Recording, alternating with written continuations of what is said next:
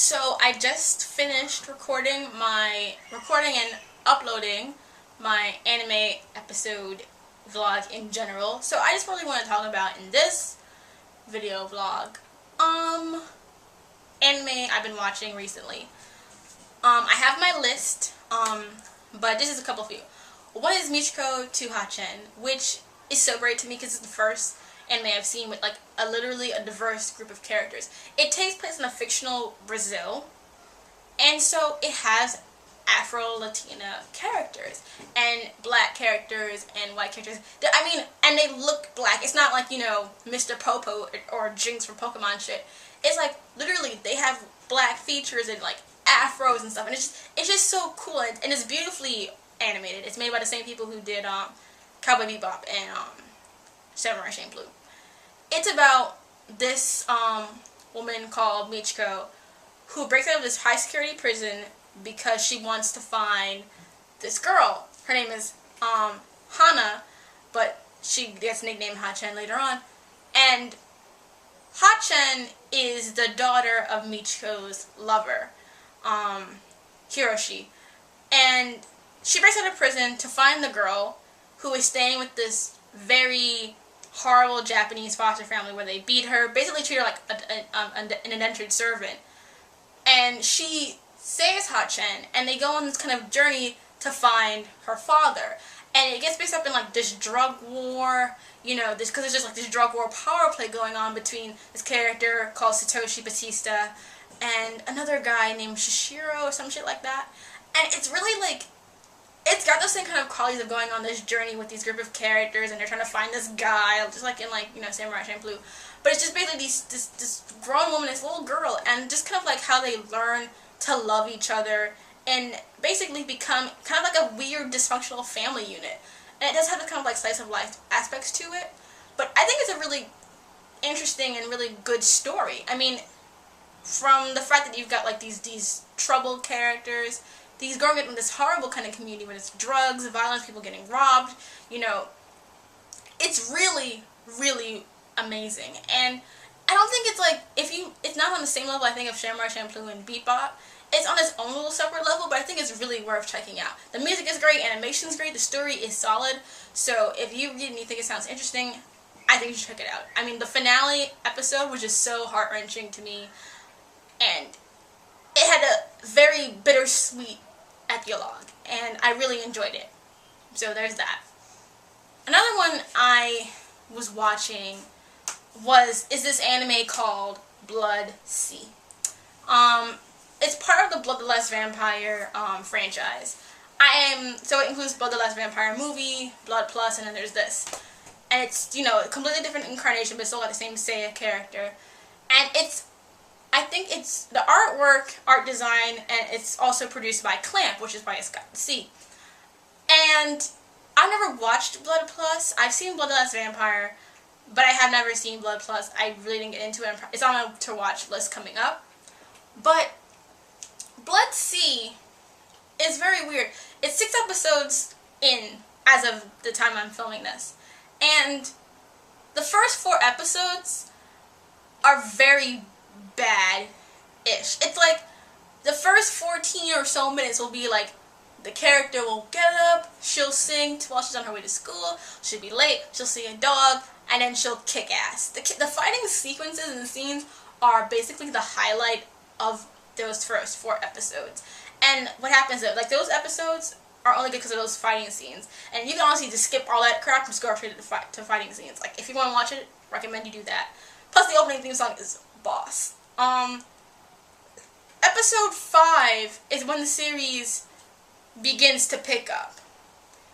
And it breaks the kind of like very systematic way it's been going so far. And in episode 6, you get a major character death out of nowhere. Like, it's literally just like, you don't expect this shit to happen. Like, you see it, you're just like, oh shit. I will say that they kind of copied Madoka Magica in the way it was done. Because if you watch it and you see this episode 6, the way the girl died, it's like, oh, they copied that from Madoka Magica.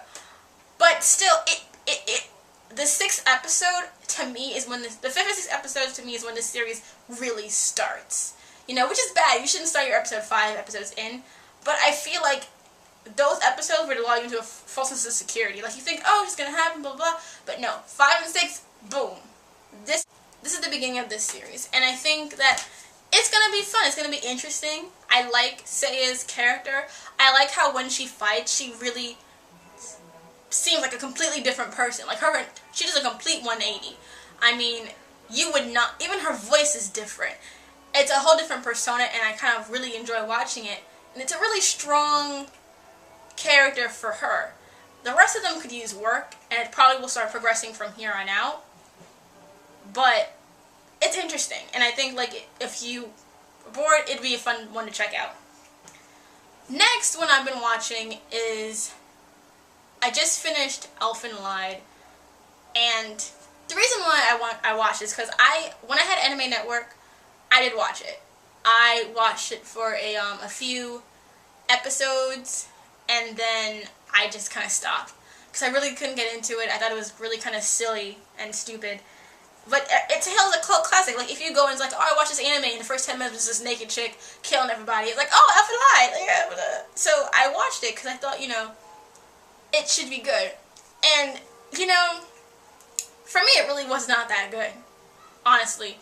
To me, most of the episodes were boring. I really only cared about Nana and Mayu's character.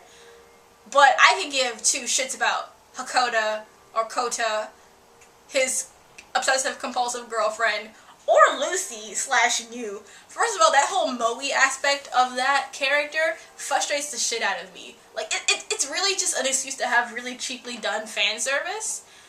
And Lucy is just a psychopath. Like, I'm supposed to feel sorry for her. Like, I felt sorry for her when I first saw, like, her backstory, and they first showed, like, the scene with, like, the dog and stuff. I was like, oh, okay, you can kill these kids because they're fucking evil. But after that point, I was kind of like, you're just pathetic. You're a pathetic killer. That's what she was to me. And I couldn't, like, sympathize with her. I know in the manga it's more developed, but I'm talking about the anime, just that. Like, part of the appeal is to relate to her and her relationship with Kota, and I'm just like, you know, towards the end, when Kota kind of calls Lucy out on what she did to him in the past, right after that there's a scene where they end up getting, like, falling on top of each other and they start blushing. I'm like, she completely fucked you over and you're blushing at her? It was just ridiculous. And I didn't care about any of the characters for the most part, except for the two I mentioned before. All the fan servicey scenes are just so tactless, you know? It's really not even, like, interesting. It's like, it's so much that it's kind of just like, it doesn't interest me because it's so dry and stupid. And the X-Men aspect of it is really interesting, you know, the history about like the relationship with the director guy, you know, how not the evil director guy, but like the guy who had the kid who Nana thinks is her daddy. That guy, his story is interesting, but these other people, I'm just like, I'm really bored right now. And it was just a disappointment overall because it's such a serious story and kind of like a serious topic that they're kind of talking about. And all the fan service and Moe and really like bad art also. Like, to me, all the faces look the same. The art design was really sloppy in my opinion. Like, I'm not even like someone who really thinks about art in that kind of sense when I watch anime, but the art was like really sloppy to me in this one. Except for the opening and ending credits where it looked beautiful, but just like, in general, it was just really like, the whole thing did not mesh well to me. You know, it just seemed really cheaply done. And it's disappointing because the story itself could be really good if it was better done. And I know it's kind of hailed as a classic. I don't see it at all. I am sorry. Now on the flip side, I also have been watching this really, really silly show called Panty Stocking with Gardner Belt. This anime is the definition of your mileage may vary because I enjoy it, but I also recognize what it's trying to do and that it should not be taken with like a grain of salt of seriousness. And I think enjoying this anime depends on how much you're willing to just watch something that's stupid funny. And it's kind of clever in a certain sort of ways. There are a lot of fun parody episodes that I just think are like really entertaining and gimmicky and fun. But also there's a limit to how much one person can really like watch that and be like, I don't really want to watch an entire, you know, episode of stuff. But for me, you know, I thought it was cute. I'm not done with it. I still have 2 episodes to go. But to me, it's alright. You know, I don't hate it at this point. I just think it, like, I get what it's trying to do, but it's still, you know, people might be like, oh, this could be cleverly done, oh, this, oh, that. But to me, it's funny. It's about these 2 fallen angel characters called Anarchy, Panty, and Panty Stocking. And they live with this perverted gay priest called Gardner Belt. And they have a little dog named Chuck, who is like an anime copy of Gur from from Invader Zim. It's drawn in like a Powerpuff Girl style. Like, it's not drawn in traditional anime style. It's very like Nickelodeon anime-esque, Nickelodeon cartoon-esque. I mean, they have like the Powerpuff Girl feet, where like it's like little legs, and then like feet, and like heads, bodies. But it's very, you know, it's got this really cute design, and it's got all these mature, very perverted, you know, episodes, and like, literally, Panty's weapon is her panties. Like, she'll turn it into a gun, and Stockings turn into like 2 katanas. And even saying it, I'm just like, this sounds so fucking stupid. And it is, to a degree, really fucking stupid. It just depends on if you see the humor in it, or you don't. And it's really like, give and take. Like, I see the humor in it, and I find it kind of entertaining and silly and funny, so I like it.